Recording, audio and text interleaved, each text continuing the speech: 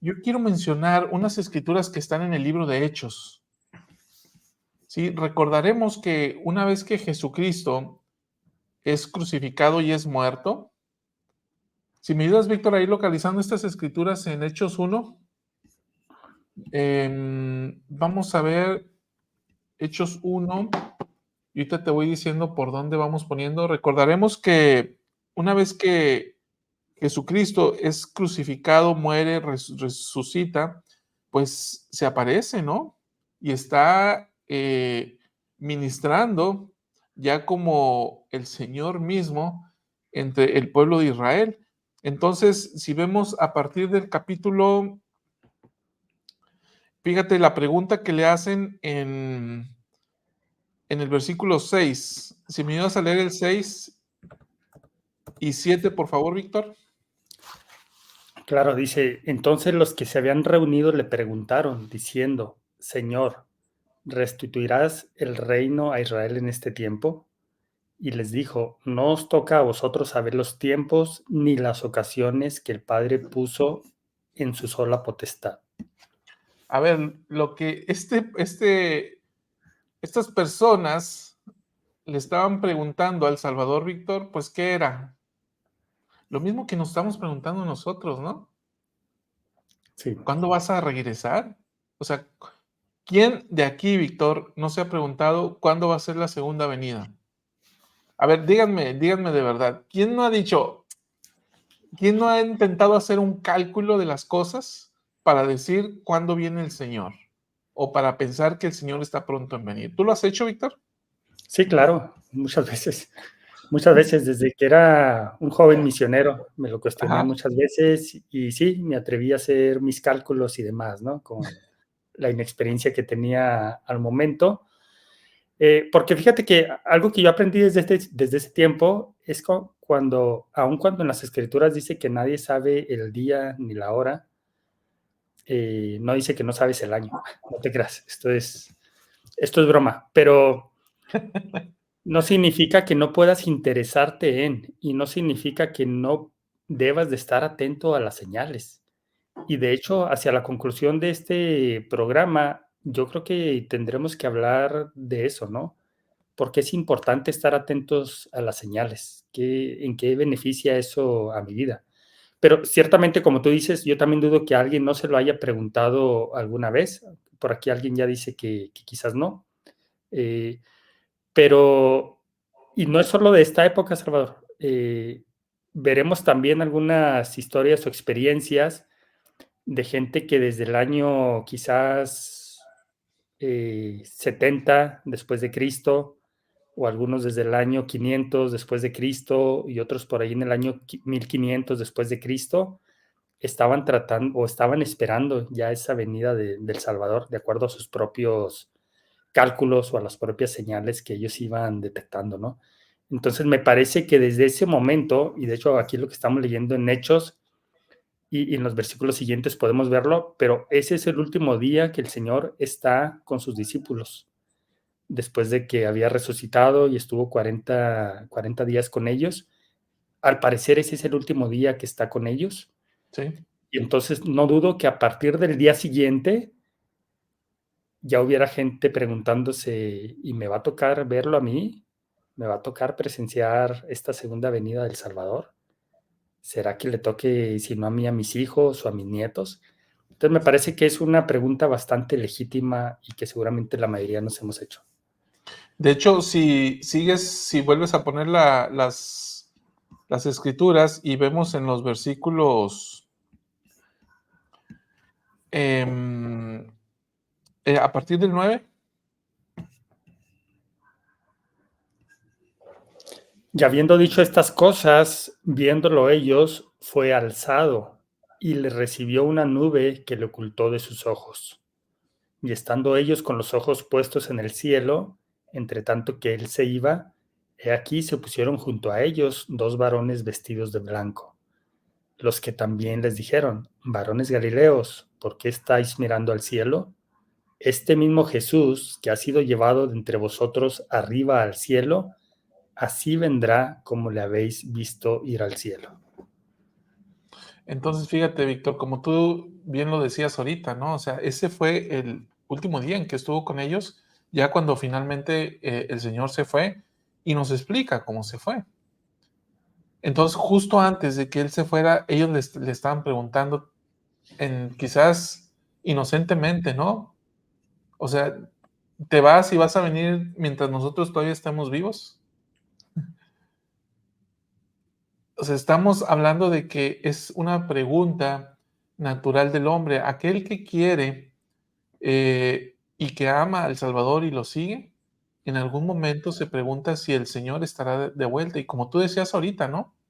Muchos se han atrevido a hacer cálculos. Mira, por ejemplo, aquí el mismo Eric. Mi sentimiento es que años muy claves son el 2030 y 2033. Se estarían cumpliendo 300 años de la restauración y 2000 años de la resurrección. Entonces, con base en esos datos, Eric hace estos cálculos. No digo que estén errados o estén correctos, solo digo que el hombre que cree en Cristo y que sabe de la promesa que él hizo, y viendo los tiempos en los que nosotros estamos, pues se está preguntando si esto sucedería. Ahora, Víctor, tú decías ahorita de este punto, ¿no? De que muchos han hecho cálculos. Bueno, ha habido catástrofes naturales que, con base en las cuales se han hecho predicciones sobre la segunda venida. Estamos hablando de catástrofes, no sé si tienes por ahí a la mano el dato, Víctor, está esta lista que por ahí sacamos creo que es la página 60. Sí. Sí, si los tienes a la mano y te acuerdas tú en una vista rápida y nos los puedes mencionar con más exactitud, entonces vamos a poder ver que esto es algo que han anticipado mucho, que sin embargo no se ha cumplido tal como ellos lo pensaban. Sí, uno de estos casos, sí está el micrófono, sí. Uno de estos casos fue en el año 536, en donde se describe que hubo una erupción volcánica en Islandia. Y esta erupción volcánica lo que provocó fue mucha oscuridad, no por días ni por semanas, hasta por 18 meses hubo oscuridad en toda la zona aledaña conocida por ellos, ¿no? Y entonces la gente empezó a cuestionarse si esos eran ya los últimos días, si ya estaba próxima, si estaba a la puerta, ¿no? La venida del Salvador. Y estamos hablando del año 536 después de Cristo. Otros calcularon en 1534, debido a una alineación de los planetas no muy común, ellos calculaban que debido a ese fenómeno natural extraordinario, entonces que esa podía ser la fecha en la que Jesucristo volviera, en el 1534. Y así como otros casos, ¿no? En este caso fue debido a acontecimientos naturales y que muchos científicos se quisieron basar en eso para decir estos son los últimos días, pero muchos otros debido a acontecimientos más que nada religiosos, ¿no? Algunos incluso basados precisamente en las fiestas, en fechas importantes de las fiestas judías, algunos otros en su propia interpretación del tiempo. Y esa es una parte muy importante, Salvador, y que estaremos hablando hoy, como ya lo habíamos anticipado. Tiene que ver con los cálculos que gente ha hecho porque ven por aquí una escritura o por acá otra y entonces empiezan a hacer cálculos y han determinado, ¿no? Incluso mucha gente, por ejemplo, para el año 2000, era muy común escuchar el año 2000, esto ya se va todo para abajo, ¿no? A partir de ahí empiezan los cataclismos y ya llega El Salvador. Entonces, así a lo largo del tiempo ha habido una serie de predicciones, algunas, como decía, basadas en acontecimientos de la naturaleza y algunos otros simplemente basados en impresiones o en cálculos que la gente ha hecho. Fíjate, yo te voy a platicar 3, basados o de acuerdo con nuestra propia historia de la iglesia. Uno está en el libro de Santos. En el libro de Santos, lo voy a compartir para que lo leamos. Es en el capítulo 17 al fin, vamos a ver, aquí está, dice, en este momento era cuando los santos estaban siendo exiliados de Missouri, la primera vez más bien del condado de Jackson, ¿sí? Cuando estaban perdiendo las tierras específicamente en Jackson, en Independence, en toda esa zona. Todavía no, todavía no llegamos a 1838, estamos en 1833. 1838 es cuando ya finalmente se dio la orden de exterminio. Este es 1833 cuando tienen que salir de Jackson. Entonces, en este momento, José estaba en Kirtland y los santos estaban perdiendo sus casas, estaban perdiendo los terrenos y estaban saliendo en pleno invierno de ahí. Entonces, ve lo que dice en el libro de Santos. Déjame lo agrego por aquí. A ver, a ver. Ahí está. Dice, ¿qué sucedió en ese momento? Dice, en Kirtland, un llamado a la puerta del profeta oyó una voz que decía, hermano José, levántese y venga a ver las señales en el cielo. José se levantó y miró hacia afuera y vio los meteoritos cayendo del cielo como piedras de granizo. Cuán maravillosas son tus obras, oh Señor, exclamó al recordar las profecías del Nuevo Testamento acerca de estrellas que caerán del cielo antes de la segunda venida, cuando el Señor regresará y reinará 1000 años en paz. Te doy gracias por tu misericordia hacia mí. Tu siervo oró.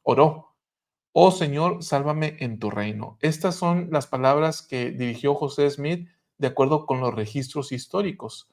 Entonces, lo que sucedió esa noche, Víctor, es algo que se conoció como Leónidas, una lluvia de meteoritos que de acuerdo con los dibujos de la época, me puse a buscar en internet, busquen ahí noviembre de 1833, lluvia de meteoritos, den en Google y les van a salir imágenes. De acuerdo con los dibujos de la época que se preservaron, estaba tupido el cielo, tupido de estrellas cayendo, por decirlo de alguna manera. Entonces, cuando José ve esto, se conmueve porque él lo ve como una de las señales de los tiempos, ya que justamente estaba en un momento crítico para los santos que estaban en Missouri. Entonces, él lo vio como una señal de los tiempos y así lo interpretó. Porque justamente dice ahí en el libro, ¿no? Recordó las profecías del Nuevo Testamento acerca de que las estrellas caerían del cielo. ¿Y fue una señal que se dio en aquella época? Pues yo creo que sí. Sin embargo, no implicaba que ya mañana, de acuerdo con el tiempo del hombre, el Señor iba a venir. Esa es la primera. La segunda, Sidney Rigdon, cuando José Smith muere y viene este consejo que se formó ahí en Nabú para reorganizar la dirección de la iglesia y Brigham Young asume las riendas de la iglesia y señor Rigdon, quien tenía la intención de continuar dirigiendo como una especie de guardián la iglesia, después de esto él se va y organiza su propia iglesia. Ahora mismo no recuerdo el nombre, Víctor, pero él profetizó, y lo digo entre comillas, profetizó que, que Jesucristo iba a venir en tal fecha. Pues Jesucristo no vino en tal fecha, ¿no? Entonces su iglesia cayó en consecuencia. 3. Wilford Woodruff. Aquí en este libro vienen muchos de los diarios de Wilford Woodruff. Wilford Woodruff, en esta época en la que los santos estaban siendo perseguidos a causa del matrimonio plural, y sabiendo él la situación en la que ya estaban siendo encarcelados o perdiendo, se habían emitido leyes en las cuales les daba la posibilidad de confiscar los bienes de la iglesia, y de hecho se hizo durante un tiempo. Entonces, Wilford Woodruff esperaba, de acuerdo con sus diarios, y Wilford Woodruff era el presidente de la iglesia. Él esperaba que Jesucristo viniera para esa época. Si recordarán en las charlas y participaciones que hemos tenido aquí con César Firman, hacia 1860 se da una época de coincidencia también con las fiestas judías. Entonces, Whitfield Woodruff pensaba que Jesús podría venir para esa fecha tomando en cuenta el cálculo de años que cuando se le dice a José Smith, si tú vives tantos años, vivirás para ver la venida del Hijo del Hombre. Entonces, haciendo una matemática simple, dijo, pues viene en 1890, aguantó, y cuando esto no sucedió, entonces emite los manifiestos para suspender el matrimonio plural. ¿Sí? Entonces, Wilford Woodruff también hizo un cálculo y erró. Y muchos otros han hecho cálculos y han errado. Hoy en día los apóstoles ya no se atreven a hacer ese tipo de cálculos. O no sé si la palabra está bien expresada, el de atreverse. Creo que es ya no se sienten inspirados a hacer este tipo de cálculos siguiendo y respetando las palabras que están en las escrituras. Pero a lo que voy con esto es que el hombre por mucho tiempo, por un lado, ha deseado ver y saber la venida del Hijo del Hombre. Y por otra parte, esa parte, ¿no? De desear saber cuándo va a venir Jesucristo. José Smith mismo lo preguntó, ¿no? Y cuando pregunta, se le dice, ¿tienes esa escritura? Tu micrófono. Perdón, no, estaba de hecho compartiendo otra, Salvador. Me parece que no es a la que te refieres, pero es otro Okay. ejemplo. Aquí en la sección 49 de Doctrina y Convenios, es otro ejemplo de que entre los propios miembros de la iglesia, en este caso de los primeros miembros de la iglesia, ellos estaban pensando o que ya había venido Jesucristo o que estaba por venir, ¿no? Y el caso lo describe aquí en la sección 49 de Doctrina y Convenios. Que es con los Shakers, ¿no? Esta revelación es sobre los Exactamente. Shakers. Sí, mira, si te fijas, en la sección 49, aquí en la introducción de la sección dice, Lehman Copley había aceptado el Evangelio, pero todavía conservaba algunas de las enseñanzas de la secta de los Tembladores, Sociedad Unida de Creyentes en la segunda aparición de Cristo, a la cual él previamente había pertenecido.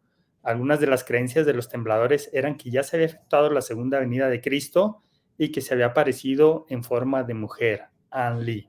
Bueno, habla de algunas otras creencias de los Tembladores, pero este hombre, lo que sucedió es que estuvo esparciendo desde su punto de vista, este conocimiento, ¿no? De que el Señor ya había venido de acuerdo a esa secta, y entonces esta revelación la da el Señor a él y a Sidney Rigdon, que también estaba muy interesado en el tema, y esto es lo que les dice básicamente. En el versículo 6, hacia el final del versículo 6 dice, y reinará hasta que descienda a la tierra para subyugar a todos sus enemigos debajo de sus pies. Es decir, les está hablando en futuro, ¿no? Desde aquí ya le está diciendo, no es cierto esta creencia que ha ido creciendo entre los miembros de la iglesia. Dice, Y y es la que, hora ya está próxima, ¿sí? sí, es que en esta parte, Víctor, esta revelación la recibe José Smith específicamente porque Lyman Copley, que ahora había decidido unirse con los santos, pero anteriormente comulgaba con las ideas de los tembladores o los shakers. Entonces, él decía, dame una revelación para llevárselas a mis amigos de allá y para que se conviertan y vengan. Pero los shakers creían que Jesucristo ya había regresado y había regresado en la forma de una mujer, que era esta Ann Lee. Ann Lee, ¿verdad? O Mary Lee. Ann Lee, Andy, ¿verdad? sí. Ann Lee. Entonces, por eso es que esta revelación justamente enseña esta doctrina de que no, Jesucristo no ha venido, ¿no? Así es. Y entonces aquí en el versículo, déjame lo pongo, ahí está. En el versículo 7 dice, y yo Dios el Señor lo he hablado, mas la hora y el día ningún hombre sabe, ni los ángeles del cielo, ni lo sabrán hasta que Él venga. Bueno, pero al final del versículo 6, el propio Señor declara, y la hora ya está próxima. Entonces Él dice, está próximo, pero esto no ha sucedido y nadie sabe ni el día ni la hora. Y ahí termina el tema, ¿no? En cuanto a eso, Y aquí, desmintiendo de esta manera esta creencia que existía entre los Shakers. Pero lo grave es que entre algunos miembros de la iglesia también se estaba esparciendo esta creencia. ahora, Víctor, si yo te digo, ya está próximo, ¿qué entiendes tú? Mira, Pues ya, próximo estaba César ya a conectarse y ya sí, llegó. por Entonces, ejemplo, no, ahorita yo les dije, ya está próximo el César a llegar y se tardó todavía como 20 minutos, ¿no? Y gracias, Salvador, también te quiero.